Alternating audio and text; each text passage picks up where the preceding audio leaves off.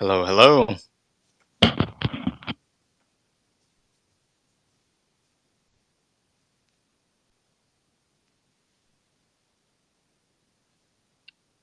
Do I sound different or audible or weird or anything at all? I'm using a different mic this time.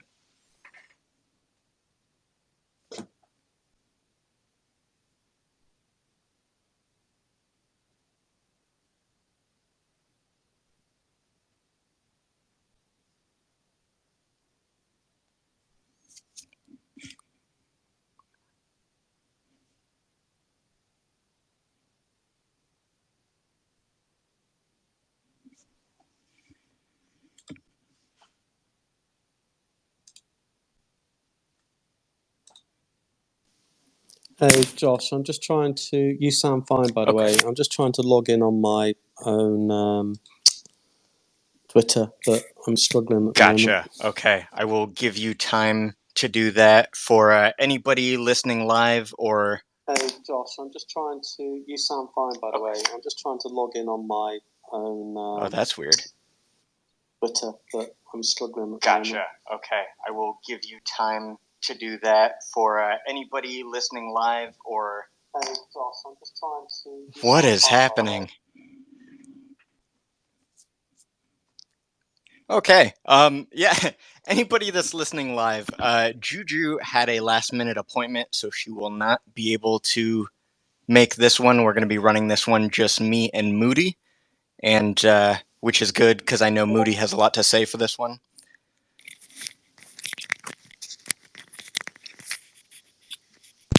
Do you know what? I'm just gonna do it on here because I haven't got the technical ability to be able Fair to enough. log into. so it's going to be quite weird because I'm logged in as a listener from my desktop, Right. and I'm talking from a Knights. we've got a fake Moodyhound impersonating me. Yeah, you know what? Twitter Spaces are kind of designed for mobile, so that could be a contributing factor to that difficulty. Yeah, I don't know. I think it's probably more down to my capability and competence rather than Twitter's design, to be honest. All right, then. Well, thank you for people that are showing up live. We'll go ahead and get this started. And if you're listening to the recording, welcome to the November 12th episode of the Knights Tavern. Juju isn't able to make this one, like I said before. And this week we are joined by Moodyhound. And if you caught the last episode, then you know that we're kind of doing this thing where we're kicking off every episode with what we call Behind the Knight's Armor, where we are revealing some kind of a fun fact about ourselves. And Moody, I'll go ahead and get started so that you can think of one if you don't have one already. Go for All it. right, cool. Mine actually comes along with a story of some fun stuff that happened this week. And I say fun a little bit sarcastically. So I discovered that I am the only member of the roundtable that is not a cornucopious OG, which doesn't really bother me. Like that's it's not a big deal to me that I mint NFTs just like one step after all of the OGs do. It's not that big of a deal for me in that context. Maybe it might, give me some kind of a little bit of an advantage in actually being able to secure an NFT because I have had some trouble with some of the previous mints. But as I was perusing through the KoC Wiki, I discovered that there are free drops that are coming up for OGs at the beginning of every year. They've got one that's scheduled for 2023. They've got another one that's scheduled for the beginning of 2024. And I saw that and I was like, I don't want to be missing out on that. I missed out on the first OG drop just because I wasn't active in the Discord. So I did something bad. I jumped into the Cornucopias Discord and I tagged the admins and I asked if they would give me and Fareed from DAP Central the OG role, given our contributions to the community. And I don't want to sound like entitled when I say that, but I mean, like, I spend a lot of time in Cornucopias and I try to contribute in any way that I can. I'm just not very active in the Cornucopias Discord. So yeah, and they did exactly what they probably should have, what I half expected that they would do. They ignored that post. And there were a couple of community members that commented back that were like, yeah, these guys should be getting the OG role, which I felt supported in that. That was kind of nice. But yeah, I'll probably end up just like doing what I should have done in the first place and private messaging Josh or Rob about it. In addition to some other questions that I have for them about what's going on with the game. But yeah, that's my fun fact of this episode. I am not yet an OG. So just hearing that is made me quite frustrated. So I'm going to actually pause giving you my fun fact because it's not as relevant, I don't think, because I've said on a number of occasions when there's been AMAs with Rob and Josh, and especially in the OG community, and I've actually put my neck out on the line a number of times, saying I personally don't think that the OGs should be the focus of the game. I think I would much prefer, and I've said this openly, I've said this privately to both Rob and Josh, and also through the CGA, the Cornucopias Guild Alliance, that all I see, the vast majority of the OGs, and this is my personal opinion, I might get absolutely trolled for this, but I say things as I see it always. I think a lot of the OGs are actually in it for themselves, and their main focus is exactly getting free mints, it's getting early mints.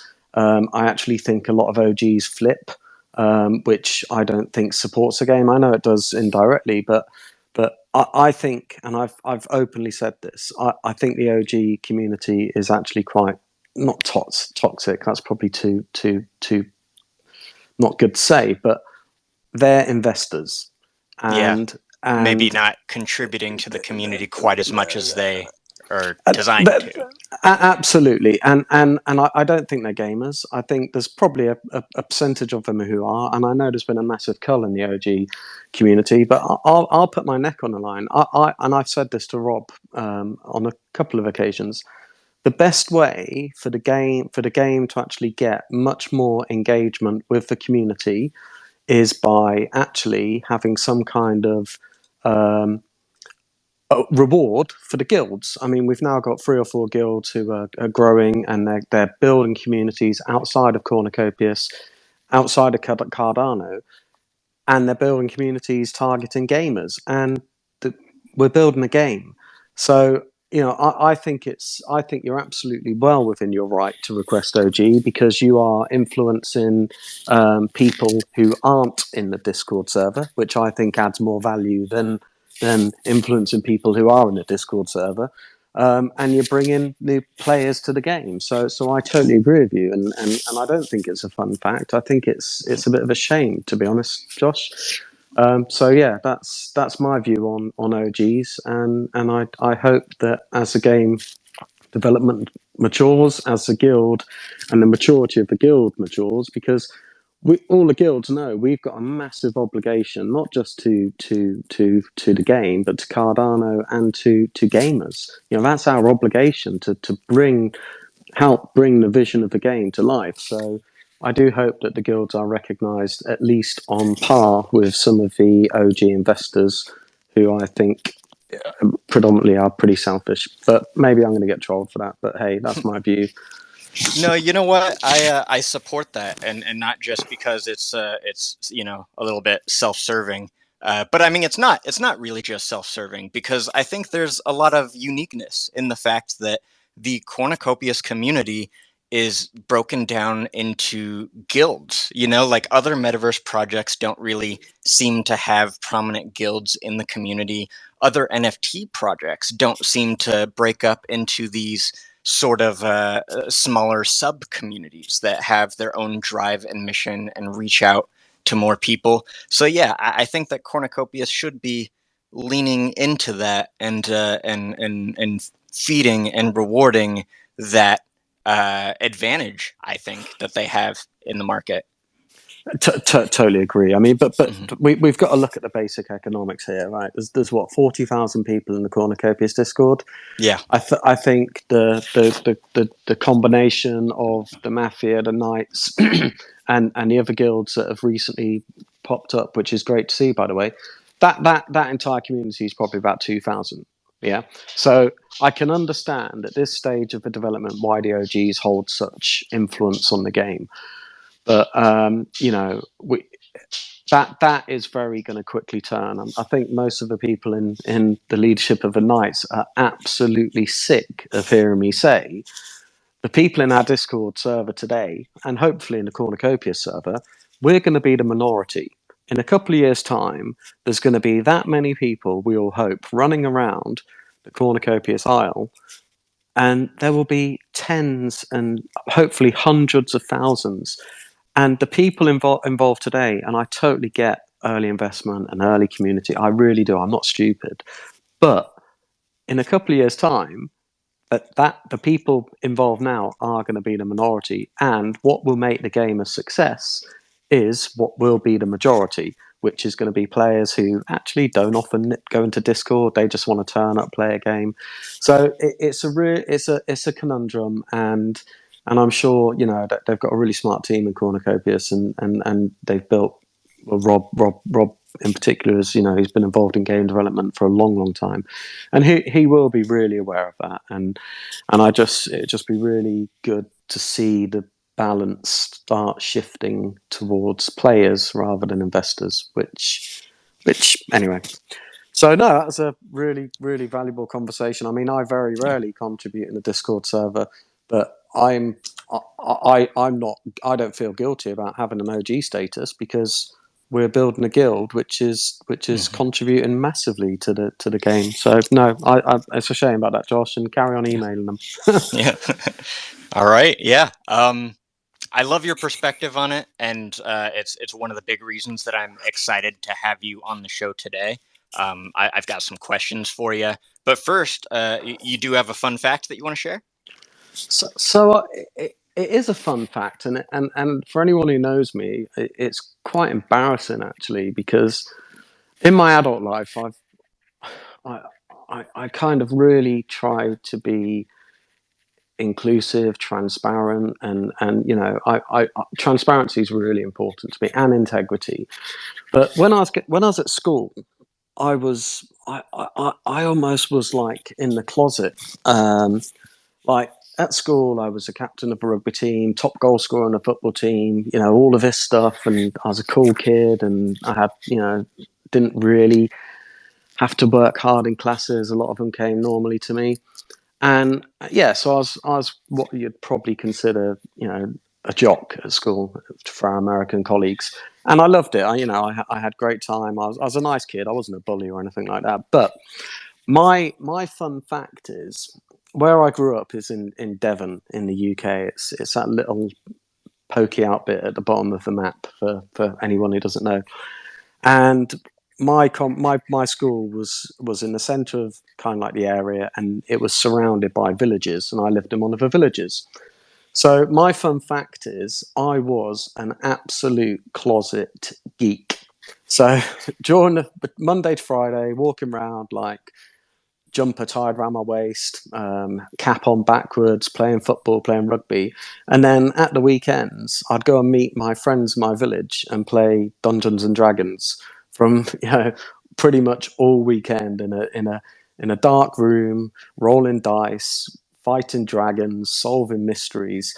And I look back now and I kind of feel I was a little bit of a fraud because people at school knew me as Nick, captain of rugby team, blah blah blah. But yet, my friends who I spent probably most my quality time with, I didn't really engage with in school. I just engaged with at the weekend. So yeah, that's my fun fact. I was a closet geek until probably I was in my mid-20s, when I actually then started telling people, yeah, I play Dungeons and Dragons. So yeah, that was my fun fact. But looking back at as a young kid, and this is the days when, I mean, my parents used to think Dungeons and Dragons was almost like devil worship. It was like a cult. There's a lot of story. Well, the news was very similar about Dungeons and Dragons then, as the news is about blockchain and cryptocurrency now. It's all the bad stories, blah blah blah. So my parents just assumed that I was like going up on the moors and killing sheep and drinking their blood and stuff. When actually, I think playing a role play game as a kid is a brilliant experience. It gives you such awareness of risk management, of resource management, of problem solving, of storytelling, of strategy. And, so all of those things I was learning at the weekend playing Dungeons and Dragons. And the kid who's a DM, the Dungeon Master, he was so bright. I mean, he's now a really successful chemical engineer. But he used to really set some challenges, really quite intense, kind of like dungeons and puzzles and stuff like that. So as a group of kids at the weekend doing all of that resource management and problem solving, I think it actually gave me much more awareness for leaving school and going into employment than I got from school. So yeah, that's my take on Dungeons and Dragons and being a closet geek up till I was about 25. That's great. I'm glad that was your fun fact, because that actually fits really well into the questions that I want to be asking you. But before I do that, I wanted to give a quick Discord update to the community. Currently, we're sitting at a membership level of 733. I want to say that's a little bit of an increase, something like 20 plus from our last Discord space. But one of the exciting things is that we have reached level 3 in our Discord channel. So we've got enough boost now to where we have enabled the max number of perks that come along on the Discord levels thing. And that means like more emojis, better audio quality, additional limit of file uploads, and a custom invite link, which is actually something that we feel could be something that might add a little bit of value to our outreach efforts in the Knights Guild.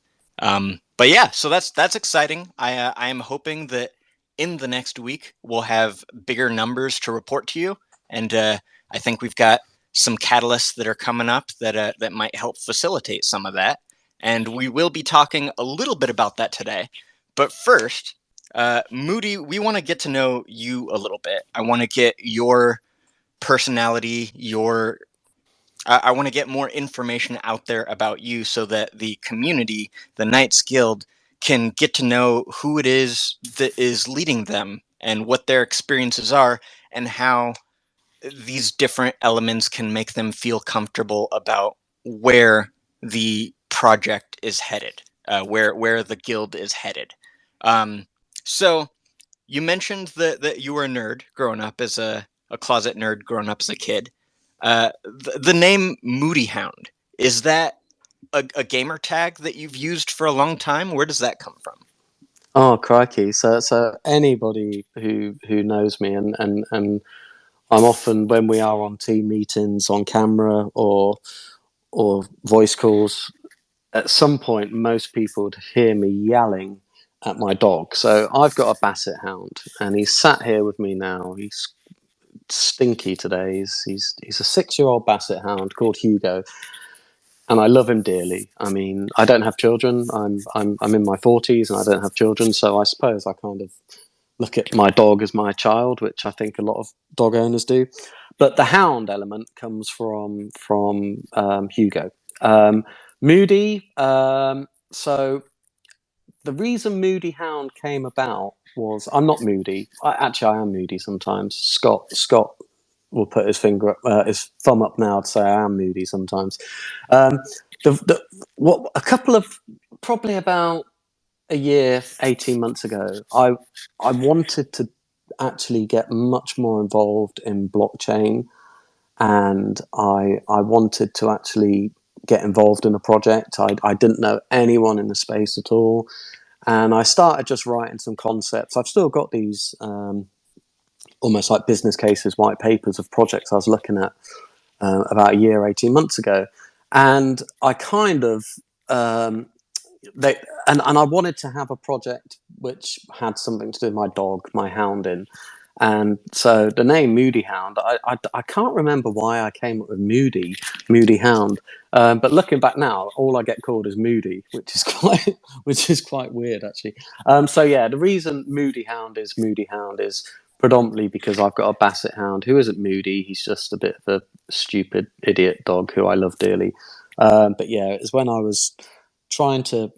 I think I've got about 3 or 4 proposals somewhere on Google Docs of projects I want to at some point visit. But then obviously the Knights came along, and that put all of my other projects on hold, and I've been fully committed since then. So yeah, to answer your question, Josh, it's basically because of my fat Basset Hound who's a little bit stubborn rather than moody. That's hilarious. That's so funny. Were you Moody Hound before the Knights Guild, or when the Knights Guild came around, that's when? No, You, I was Moody Hound because I had all of these projects I've been thinking about for some time. When I first got involved in Cornucopias, I kind of like translated these concepts into how they could work in Cornucopias as the game develops. So no, it's probably I think it was probably a couple of years ago, 2 years ago, when Moody Hound first became an avatar. I even paid for someone on Fiverr to do me a little logo, which is in my Discord, which is what you can see on my Twitter as well. So yeah, probably about 2 years Moody Hound's been around. okay, very cool. And you were there at the beginning of not just Cornucopias, but obviously you're one of the founding five of the Knights of Cornucopias. And a lot of us weren't there when things were coming up. A lot of us kind of like flowed in as time went on. Me very recently just joined up. What was your experience like at the beginnings of the Knights of Cornucopias? How did this idea come about? So I need to be really honest. I wasn't one of the initial founders. The initial founders were Scott, who's on the call, Juju, who is, I think she's got an appointment tonight. Our good old friends Recon and Redbeard. They were the initial founders. And this, because I think it was Matt or the Cornucopias Discord dropped in guild channels or made some reference to guilds, and I think Core Mafia and the Knights both had to react really quickly because of a drop of a hat change or comment in the Cornucopias Discord. So I think probably not. It wasn't much further after that happened, because I know that Scott, Juju, and the other guys were talking about the Knights for a period of time before it became a formal guild. And I reached out to both Core Mafia and the Knights Guild. I figured out who was almost like on the leadership teams of those guilds, and I sent a very similar message to its Recon at the time, who's now set up another guild with Redbeard, which is great. Like I said, another guild in Cornucopias, and we wish them all the best. And I'm sure they'll do fantastic. But and it was also Pinball in the Mafia, and I was really clear when I sent a message to both guilds that I want to join a guild. I want to be part of building a guild. I've got a lot of experience in MMO guilds. I've got a lot of experience in business, etc., etc., and I'd be really interested in joining a guild at a leadership level. And I understand it was quite early in their development. It was quite a bold statement from me, actually. And I went to both guilds, and I told both guilds I went to both guilds. I didn't, you know what this place is like. Anything comes out after, so you just need to be open and honest at all times. And I had a few conversations with the Mafia leadership, and I had a few really good conversations with Recon, and I chose to move into the Knights. And the reason I did is because the leadership in the Knights was a lot smaller than the leadership in the Mafia, and I got a really good feel from the Knights leadership, Juju, Scott, Recon, and Redbeard, that they were really serious. I'm not saying the Mafia weren't serious at all. There was just a lot of them, and it just felt like too many. What's the saying? Too many cooks ruin a good broth, and they're not ruining a good broth at all. They've got a really good structure over there. But I opted for the Knights, and they kindly took me. So yeah, that's how I joined the Knights. So I wasn't an original founder, but I think after, and Scott might want to add at this at some point, but I think after a couple of weeks, um, I felt like I was one of the very early members, if not a founder, to be honest, because we all gelled really quickly, and we were then in a really mad rush to try and get some structure, to try and get some a plan about how we was going to be ready for the Shield NFT, because obviously the Shield NFT, which was a massive milestone, to mint 555 Shield NFTs from guild members to buy land assets. That was a really big achievement. The Mafia did their Mafia DAO NFT, and we did our Shield. So both guilds did phenomenally well to go from a standing start to building a big enough community to actually sell out both their first NFTs. So yeah, that's how I ended up in the Knights. I do kind of consider myself a founder. Maybe that's a bit cheeky. I don't know what the definition of a founder is, but um, I joined the Knights because I loved the people, I loved the approach, and I just felt there was a smaller, more intact and personable leadership team. Very cool. Yeah, that's funny. That I mean, it's news to me because I'm the new guy, so I don't know where everything began. But I was going back and kind of looking at when each of the roundtable members had joined the Cornucopias Discord, and I think you're like one of the fourth or fifth people that joined it. I think Juju was in there pretty early, actually, just a few days before myself. Braz, I think, was one of the earliest ones. Um, I'm forgetting what order it went in, but yeah, like I saw that you were early December of 2021. So I just kind of, and I think it's probably based on the very central role that I see you playing within the Knights Guild, the pivotal, like, designing and structuring and just leading of different things within the guild, that I had assumed that you were just there. I guessed maybe even like the person that came up with the idea in the first place, but that's very interesting to me that you joined on a little bit afterwards, and I assume that your central role in the Knights Guild has really come from that guild experience that you had mentioned in the past. That's something that I wanted to ask about also. You've got guild building experience, you've got a lot of gaming experience. What does that history look like? Yeah. So right. So crikey, let's go back to. I remember when I was, and I'm going to give away my real age now. I think people know my face, my name, my dog, but I don't think people know my age. I remember when I was about 11 or no, 9, 10, and 11, and the Bard's Tale. I don't know. Does anyone remember the Bard's Tale game? Let's see if there's any hands going up. Crikey, am I really that old? No, no one else remembers the Bard's Tale. They've actually rewritten the game, and they re-released it on Steam, and it was rubbish. But from a young age, I used to play the Bard's Tale, which was almost like a dungeon hack. It was an RPG game.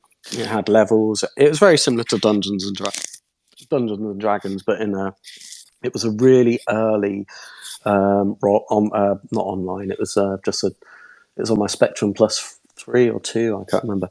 So I started playing that, and a lot of that was driven because of my love of playing Dungeons and Dragons, my love of Lord of the Rings, and all of this. And so all through my teenage years, if I wasn't playing rugby, if I wasn't playing role play games at the weekends with my friends. In the evenings during the week, I was probably playing a computer based RPG. So that was my early introduction into um, role play games and dungeons, and it wasn't even an MMO. You can't even consider that. I mean, I think Snake we had on the first Nokia's probably had more computing power than the Bard's Tale game. So that was really what got me involved in computer games. My dad used to go mad because he'd come into my bedroom and I'd be hunched over my Spectrum, looking at a little black and white TV which had a dial tuner. Again, some of you youngins won't even know what a dial tuner is. You turn it changes the frequency on a dial and all of that. So yeah, we're talking a long time ago. But my dad used to go mad because I was hunched over the screen, and he'd come in and he'd say, "You're gonna have a hunchback." But also, what I was doing as well, I was actually writing some. I was trying to understand code, and I started writing some games and stuff like that. Only really really basic games. And when I showed my dad what I actually written, he was like, "Oh crikey, actually this isn't doing you bad. You're quite good at this." So that was my first introduction into kind of like computer games and a gaming element. Then I joined the army at probably 18 years old, and that changed and ruled my life for probably about 5 years.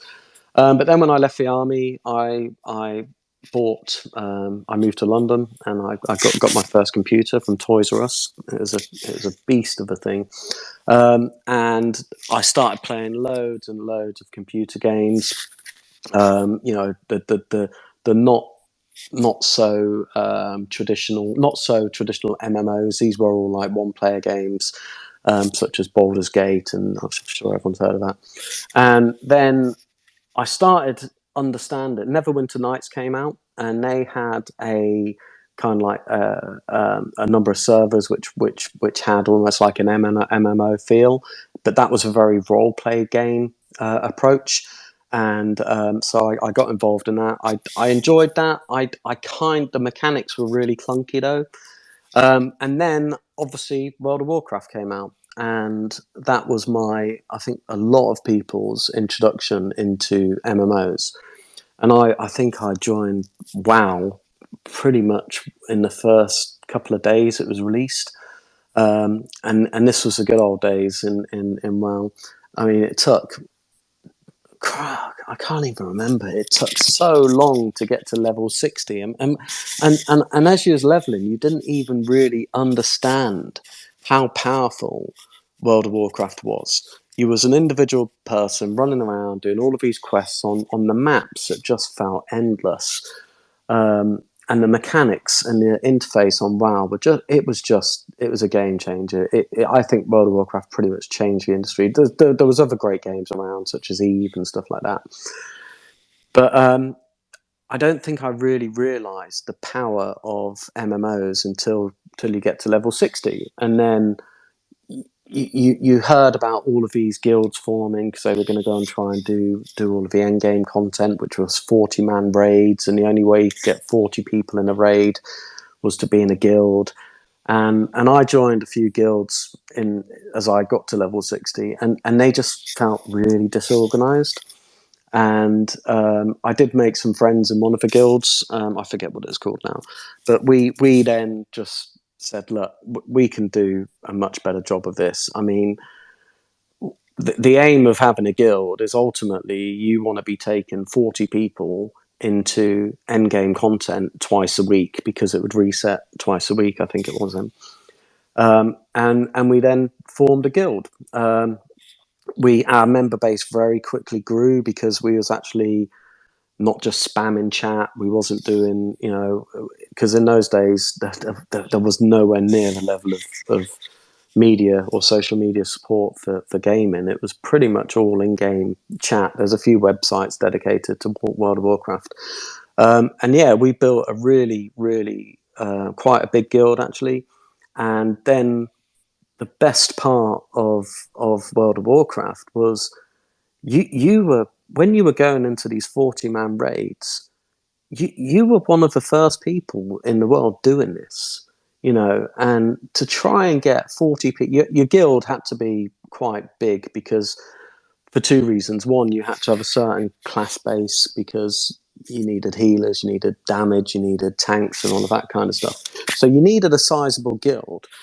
And then to actually select 40 people to go into this dungeon, you've got to keep that motivation for everyone, and you have to have a level of rotation and stuff like that. And I really liked the whole community and trying to keep a happy ship and trying to build that we're a guild and this 40 are going in this week. I suppose it's like sport. When you pick your first 11 or your first 15, your subs and your squad are actually as important as the people going on the pitch. But what was so fascinating, you're going into these dungeons. I mean, I remember Molten Core. You've got 40 people who have pretty much spent 80% of their game time that week grinding and grinding to get enough money so they could get enough consumables to actually enter the dungeon.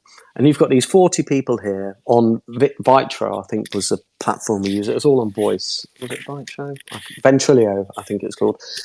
And all of these people who had been grinding and grinding, you get to the first two fire bosses, not even the bosses, the first two fire mobs in Molten Core. And anyone who's played World of Warcraft, as you go in the dungeon, you've got these two like big flaming beasts.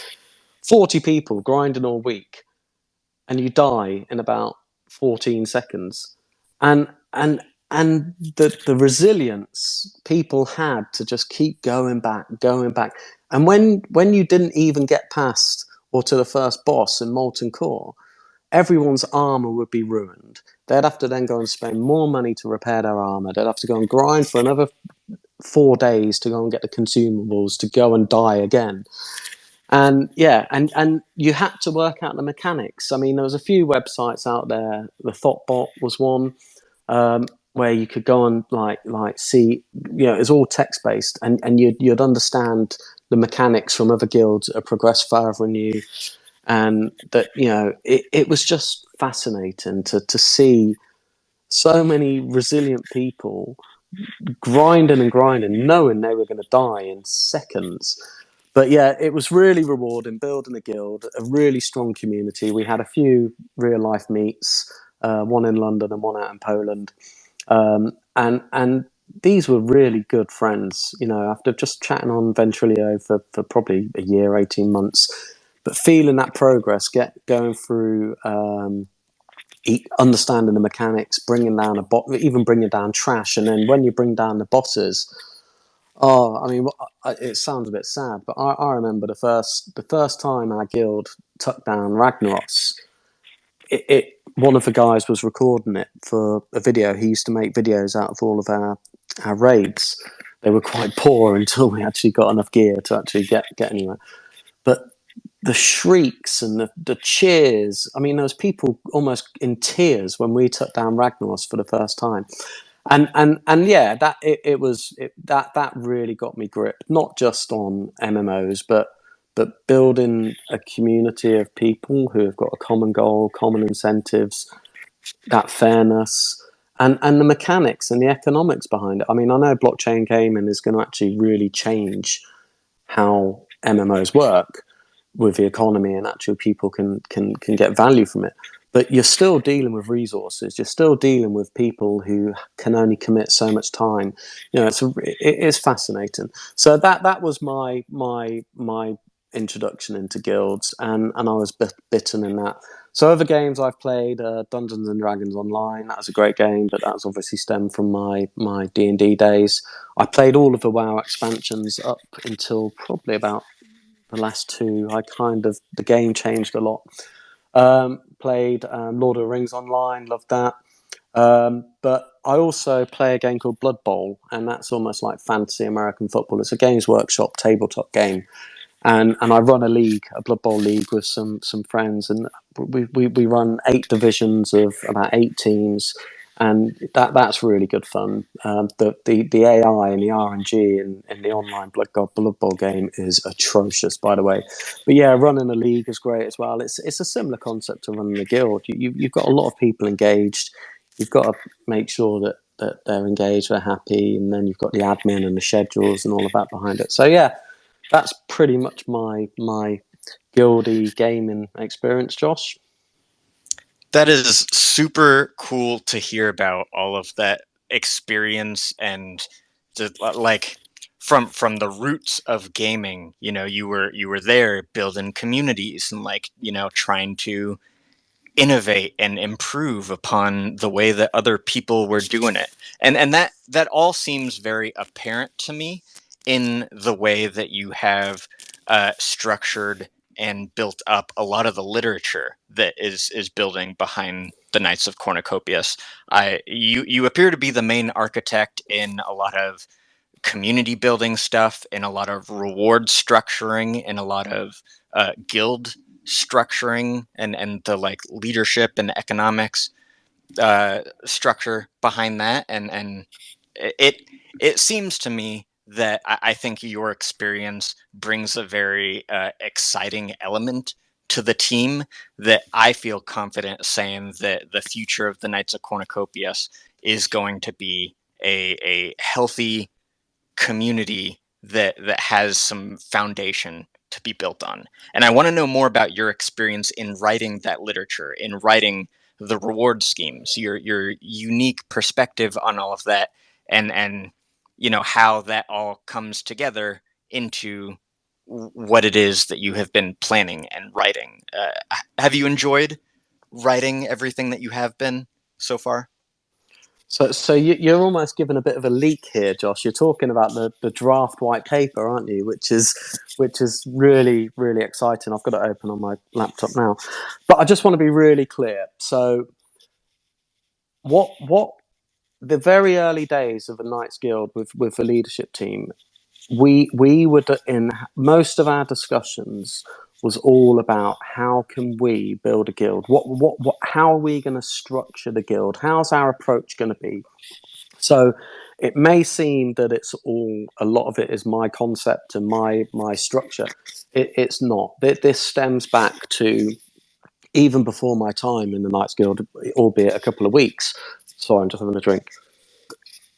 There was a lot of concepts, there was a lot of ideas, there was some really good development, some optioneering, we did some modelling, there's some research in other guilds and stuff like that. And so what I bring to the guild and the round table is I will take all of these, and I often say brain farts because I love brain farts. They actually generate so many good ideas, and a bad brain fart will sometimes provoke a really good idea. So what I have done is, a skill I have is I can flutter quite easily between strategy and concept and tactical and today. That's my day job. I'm in a senior leadership role in a huge organization, so I can flutter really easily between concept and strategy down to detail and today.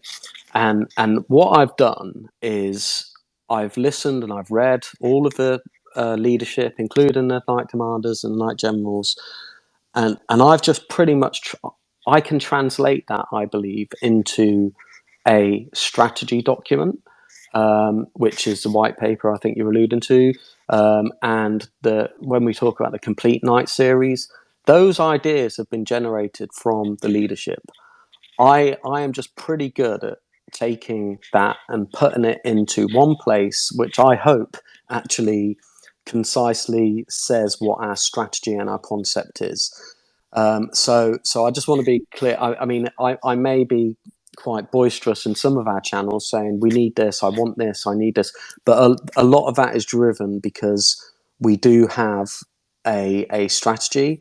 And my role as the operating officer, when we designed the roles quite early in the guild, it's my responsibility to make sure that the strategy is delivered.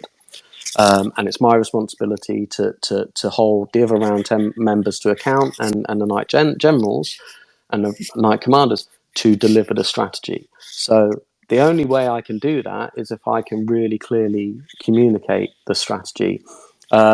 So that's I just want to be clear. It's not my brainchild. It's not anything. It's a group effort, and every day when we have our conversations, I mean, we've had the white paper in draft in the Knight Generals and the Knight Commander channel now for, crikey, I think 2 weeks. Some of the offline conversations I've had with people giving really good comments, they've made that document 10 times better, and that's another thing that I can bring. I want people to challenge me. I want people to ask questions, because if I can't answer it as the owner of the strategy, how can we deliver that strategy? So yeah, that's. But yeah, I do obviously have some personal experience in running guilds. I think how we structure our guild, all we basically are, when you remove investment, when you remove players, when you remove land assets, we are an asset management organization. That is all a gaming guild is. We will have a number of assets that we own, as in a guild. We will have a number of assets that are staked under our custody, and we need to manage those assets, and we will then generate a player base to utilize those assets to generate maximum returns for everyone. And that's pretty much all we are as a guild. It's an asset management company. It's assets under management. It's influencing and directing players to get the best return from those assets, and that's why we've structured the white paper as you've seen. You sneaky little bugger, giving a leak there. That's how we've structured the white paper, and we are absolutely fair and inclusive. We will be given an additional incentive for players to come and work our assets. And the reason we're doing that is because our investors and our asset owners, I'm sure, would take a little bit less reward in exchange for consistency and longevity. So that's how we've built our reward framework. It's fair and inclusive, and we know all of these assets without players are worth diddly squat. So yeah, the complete night, that was a concept. Crikey, if I print screen some of the Discord channel, the Roundtable Discord channel from 6 months ago, we were having so much fun designing what the complete night looks like. It was so exciting, and doing that. And all I've done is just translated it into a number of presentations, and that's my role. That's what we agreed my role was in the Roundtable. I own the strategy, and I will drag everyone along to deliver the strategy, because when you've got people like, especially Juju and Scott, and they are so focused on doing their roles that sometimes the strategy can be forgotten, and people be focusing on today and tomorrow. And I'm just trying to keep everyone looking. Yes, we need to look at today and tomorrow, but if we haven't got players turning up on that game to work our assets, we're buggered. So yeah, that's and that's what I mean. The best part, what I can't wait for, is when the game releases the asset hierarchy, sorry, the resource hierarchy and the economy. Oh my goodness, I cannot wait for that. I actually think I'll probably take a week off work and just, because we've got a whole chapter in our white paper on resource management and player management. I just think I'll take a week off work trying to figure out how we are going to structure, our assets, where we're going to build, what's the best rate of return. So that's all to come, and that's exciting.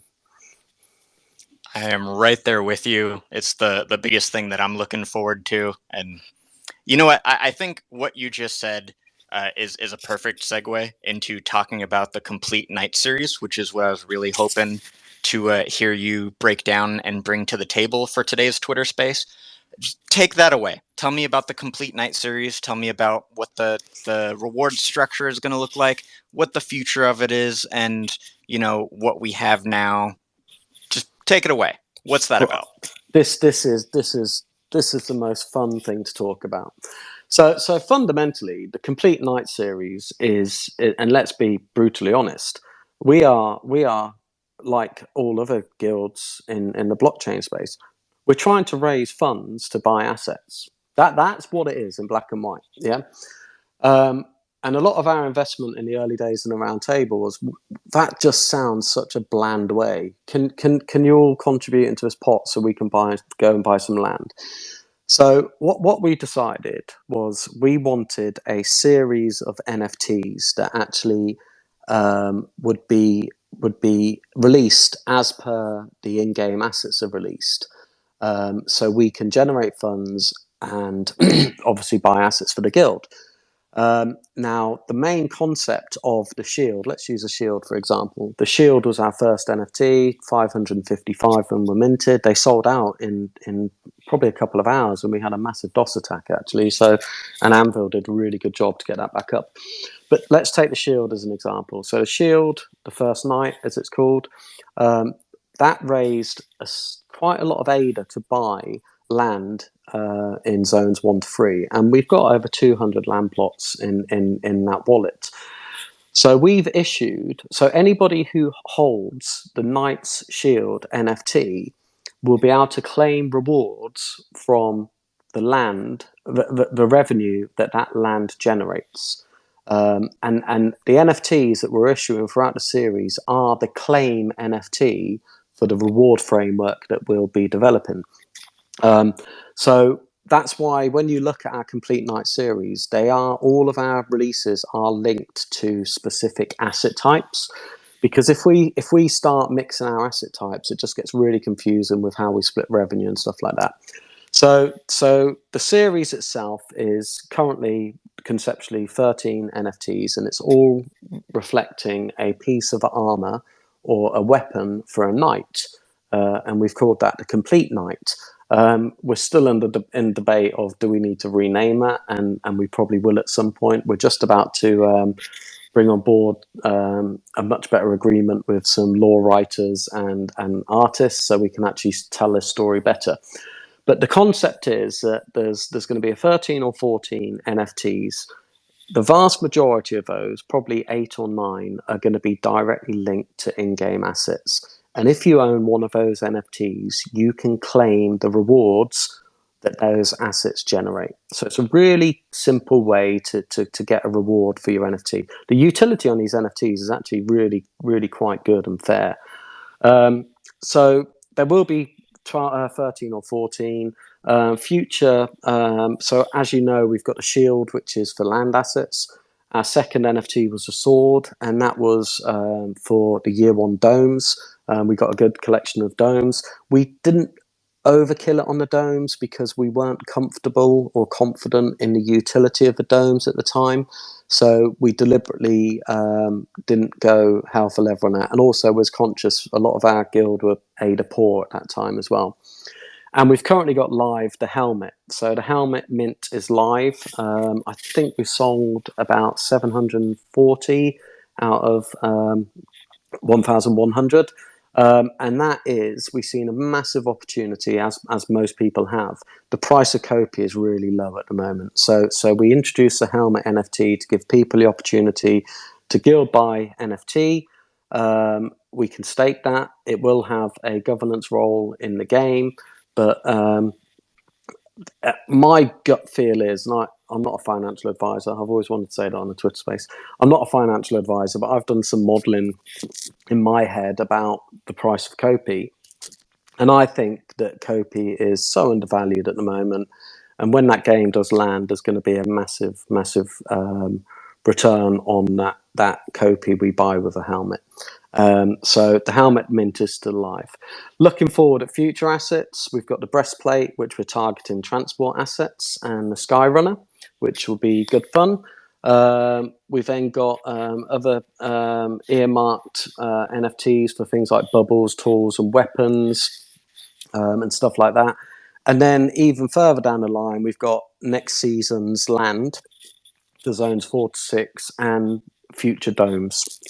So that's how we've currently set the Complete Night series against those assets. This is heavily dependent on the Cornucopias roadmap. As they change and release more information for their game, we will reflect the assets released in the Complete Night series. So what is in our announcement channel is a concept. You'll also notice on the Complete Night series, we've got a number of achievement NFTs. Just looking at one as an example. Where is it? The polyons. So I think the polyons go around your knees, don't they? So what we want to do, we want to provide an incentive for longevity to both our asset stakers and our players.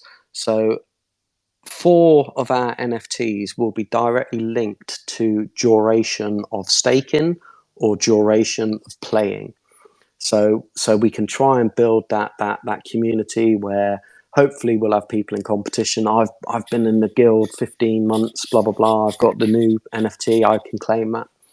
So when we've completed the Knight series, which is a combination of longevity awards and asset buys, what we want to do is actually have a really, really big guild event. I mean, Benjamin and I were talking a few months ago about almost creating something like a World of Warcraft end boss in one of our domes, and the whole guild turn up and we bring down this dragon, and then that allows us all to merge all of our assets to release the complete Knight. So the complete Knight will be a combination of all of those assets, all of those NFTs in one NFT. All of the individual NFTs will actually then become an attribute to the complete Knight. So that can still be your claim mechanism into all of the different reward structures. So it's a really good way to put a story around what is quite a bit boring fundraising and incentive set of NFTs. So the complete Knight will be burnt. All of those attributes will go. All of those previous NFTs that are burnt will go into the complete Knight. The complete Knight will also have rarity. So if you want a mythic complete Knight, you'll have to burn all of the NFTs in the series, and that will be a maximum of 555, because we've always wanted and we've always promised that the Shield NFT would be our most prestigious. That's why we had such a small number, and that will be directly linked to the mythic. So if you haven't got a Shield, the highest you can burn is a legendary. So to burn a legendary, you'll need to burn 11 of the NFTs. A rare is going to be 10 of them. An uncommon will be 9, and a common will be 7. But just remember, 4 of those are going to be longevity NFTs. So we're not expecting people to buy all of the NFTs in the series. That's why we'd rather reward people for longevity and service in staking and playing. I do need to add, though, the helmet NFT, which is currently minted still live. The helmet NFT will give you the burn NFT for free. When we release the hammer NFT, which is that merge NFT, which will come from that big event, if you have a helmet NFT, you will get the hammer NFT for free. We really wanted to increase the utility on the helmet NFT, because we want to raise the funds as early as possible so we can capitalize on the KoC price. So we did some modeling, and we made a decision to add that utility to the helmet NFT. We can probably put the link somewhere if people are interested in minting the helmet. So once you've got your complete Knight NFT, you will basically have a rarity setting, and then on top of all of your local asset rewards, there will be a bonus. So the complete Knight NFT itself will be a claimable NFT in the bonus pot. The bonus pot will be funded from the treasuries of each of the reward frameworks for the previous NFTs. There's no dilution there. It's not diluting any of the assets. There's always a treasury in each of the asset pools, and that's for various reasons, to develop assets, to buy new assets and stuff like that. So when the complete Knight merge is done, we will draw a percentage from each of those reward pots, and you can claim. So how we've got our current claim pot percentages is, if you've got a mythic complete Knight, you can claim a portion of 45% of that bonus pot. Legendary is 25%, rare is 15%, uncommon is 10%, and common is 5%. What we're trying to do here is we want to sell a story about the complete night, and that complete night will be the lore of the guild. Because when we've got gamers love lore, gamers love artwork. So once we've got our complete night series, that is providing a long-term incentive and hopefully reward for people who have invested in the guild throughout the series, and that's always been a part of our ethos is we want to actually reward fairly and inclusively. So that's pretty much the complete night. But Josh, I might have provoked some questions in you while I poorly tried to explain that. No, you know what? That was great. I think that covers the general framework of it, what we're trying to do with the end goal of it, and yeah, like what'll end up being. I know that there's a lot of talk about adding utilities to it as time goes on, as we continue to develop this concept. So everything that you just said, or even everything that is going to be out on the white paper, that's not going to be the whole story. Like we're still adding to that. Is that right? Yeah, absolutely. I mean, I should have said before I started to explain anything. A lot of this is conceptual. A lot of the percentages and numbers we talk about in the guild we're trying to demonstrate the intent of what the reward and what the incentive will look like. There's no way we could put our flag on we can't put any level of accuracy around this until we truly understand the in-game data and economy. But the intent is these kind of percentages, this kind of structure. But with respect to adding utility, we when let's all hope that Cornucopias is as successful as World of Warcraft, for example, and let's say they're running for 10 years and they release new zones every 2 years and all of that stuff. What we don't want to do is augment the complete night, because that will. So if, for example, they come up with an asset such as casinos, let's just say I've made that up, and the guild want to buy casinos. We won't, if we've merged the complete night, we won't add other assets to that complete night. That story will end after the merge. What we will do then, and the reason for that is we don't want to cause confusion with rarity. We don't want to dilute anything that we've got in place. So what we would do then, one of the concepts we've got is we would complete another series. I always say the Knights mount, for example. So let's say Cornucopias is really successful, and in 2 years' time, they do another load of asset releases for zones 4 to 6, etc., etc. We would just do exactly the same with the complete night on a new series, so we can keep that separation. We can keep that kind of like just lack of confusion, and just try and keep everything clean, because our reward framework is quite when you try and explain it and when you look at it in any of the publications, it can look confusing, but it's actually really straightforward how we're doing it. And once we've released the white paper, Josh, we'll probably do a few really, really good Ask Me Anythings or demonstrations of how these reward frameworks work. We are talking to tech companies at the moment to develop it. It will require tech development, but it is quite basic. It is quite straightforward.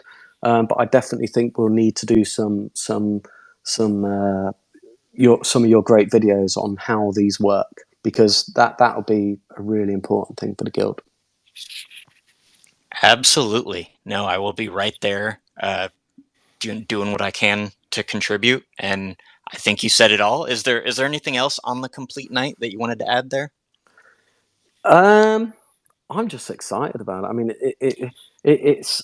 I'm really excited about getting some lore around these NFTs. So why is the shield so rare? What is the story that makes every Knight member and every Knight investor? What makes them like? Why is that shield rare? I want a story behind it. I want that story to fit in with the complete Knight series, because and I actually don't think gamers, when they come along, I don't think they'll even care about the Complete Night series as NFTs to raise funds, but they will really care that our guild, their guild, has got a really good story, really good lore, really good artwork. So when they're running around in Cornucopias, they're running around, yeah, we're knights because of the shield and blah blah blah. That's what excites me, is because that's the real gaming element. Raising funds to buy assets is an investor element or an enabler for a guild. I'm really excited when it actually becomes part of the guild. And what I really want to do, and I suppose it depends on how good our relationship gets with Rob. I would love Cornucopias to build into their lore something about the Knights. You know, how cool would that be if they've got some kind of drops, or some, if they've got common land bars or taverns, and they've got the Knights Ale or something, you know, just getting some linkage between our guild and the game lore would be amazing. You know, that's all exciting. Absolutely. No, as you were talking about it, I was thinking how cool it would be to like have, you know, partner with Cornucopias to make the complete night a in-game item, you know, like something that you could actually put on and wear in the game. I think that would be dope. And I think we're growing big enough to where, like, you know, we could be a big substantial force within the metaverse and, you know, be partnering with Cornucopias in those capacities. Yeah, they've been, the team have been really clear, which I really respect actually, that they won't affiliate or partner with any of the guilds. They respect the guilds. They actually need the guilds. They there's no way they can control the community in game as a team. They're not big enough. They will need the guilds to bring in a level of control, a level of governance, a level of behavior, a level of expectation. So they need the guilds. They really do. And Rob gets that. Games like this are built on guilds. The whole in-game behavior and community is guild driven. So they definitely need it, but they've been really clear, and I respect they won't affiliate or partner with any of the guilds. I think sometimes people may not truly believe that when they look at the OG status and stuff like that. But anyway, that's irrelevant. But no, it would be great if they could just have some kind of like links, or if you know, if just some kind of link to all of the guild laws. I think it'd just make it a bit cooler. But I don't think they'll Yeah. ever partner with anyone. And it wouldn't be fair, really, because Yeah. the last thing we want to do is the early guilds to get that level of connection with the game, because it'll put off new guilds starting. And it Absolutely. games are rubbish if you've got 3 or 4 players, as in like guilds in the running. It's rubbish. It's boring. You know, we want big guilds. We want little guilds. We want quirky guilds. We want guilds that, you know. But I actually think also we can. As far as I understand, it'd be great. It'd be great if we could actually make our own clothes as the Complete Night series, so people can buy the in-game Hmm. clothes and run around with a lance and a helmet on. That'd be cool. Yeah, yeah, that would be cool. We are close. I don't know exactly how long we've been running here, but somewhere around an hour. So I'll go ahead and wrap us out here. I was gonna forego my regular Hamilton reference, but since Juju jumped in to the audience there, I am not gonna throw away my shot there. And to wrap out, I just want to leave you with a couple of things. We are keep an eye on my YouTube channel because I do have a video coming out this week regarding the Knights Guild, and I'm very excited about that and the things that I have written out for that script. I think highlight a lot of important directions for the way that the Knights Guild is going. So keep an eye on that. Next week, we've got a Twitter space happening, hopefully around the same time, and that's going to be an exciting one. So look out for announcements on that. And while we were on the Twitter space here about 43 minutes ago, so we're all late already, Kopi Cafe episode 31 just dropped, and it looks like there are 2 leaks, 2 big leaks in that one. So whenever you get the time, be sure to jump in and check that out right away. That about does it for this episode of the Knights Tavern. Thank you, everybody that showed up and everybody that's listening to the recording, which, by the way, is on our YouTube channel, and those are going to be coming in regularly now. All of the previous 3 ones that we've done are all up there, and this one will be up there early next week as well. Yeah, that does it. Moody, thank you so much for joining us, and everybody have a wonderful day.